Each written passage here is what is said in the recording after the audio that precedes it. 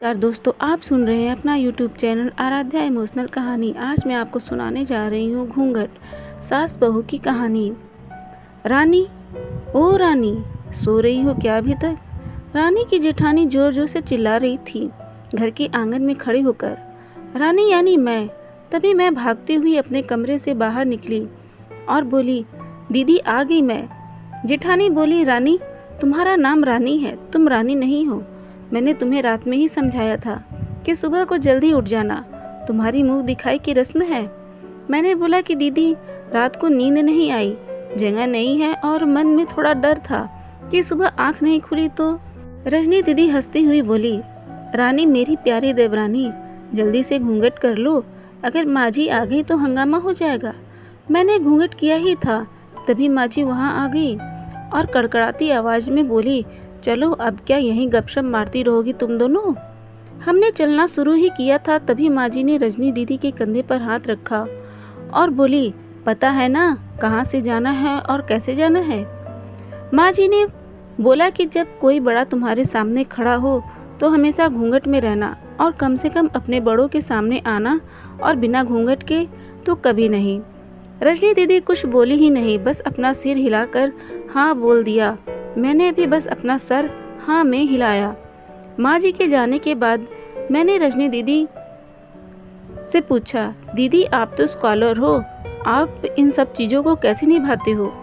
रजनी दीदी मुस्कुराई और बोली, मैं थारे जेठ जी से बहुत प्यार करती हूँ, इसलिए अभी तक चुपचाप सब चीज़ें निभा रही हूँ।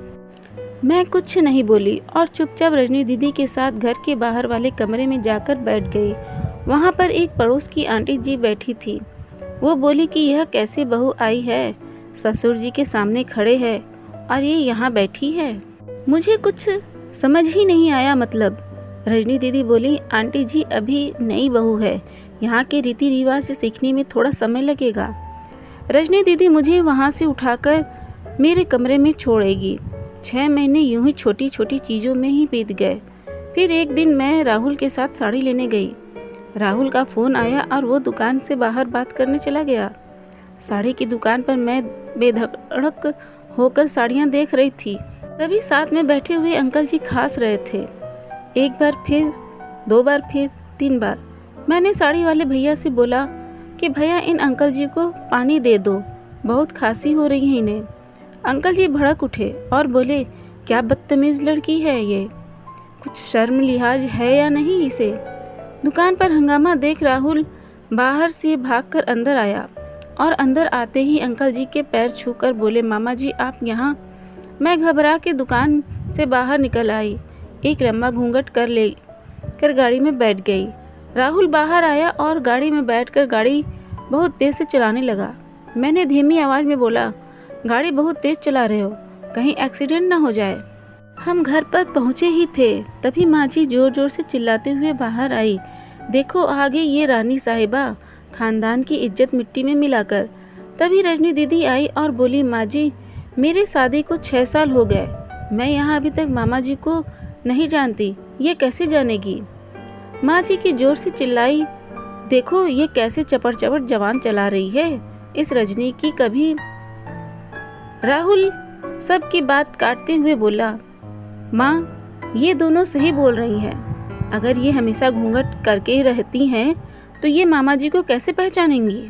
और माँ, आज मामा जी के फ़ोन पर तुमने पूरे घर की शांति को भंग कर दिया है। ये वो ही समाज है जिसने सीता मैया पर भी उंगली उठाई थी। पिताजी और जेठ जी भी अपना पक्ष राहुल के साथ ही रखा। माँ जी थोड़ी देर सोचने के बाद वापस रजनी दीदी और मेरे पास आई और बोली कि तुम दोनों को अपनी मर्यादा पता है, मुझे उम्मीद है कि तुम दोनों कभी भी मेरा सिर शर्म से नीचे नहीं झुकने दोगी।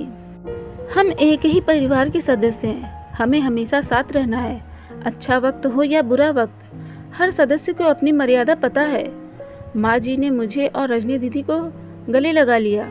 दोस्तों, अगर आपको ये सास बहू की कहानी अच्छी लगी हो तो प्लीज़ शेयर करिए, कमेंट करिए, लाइक करिए और चैनल को सब्सक्राइब करिए और बेल आइकन दबाना ना भूलें। धन्यवाद।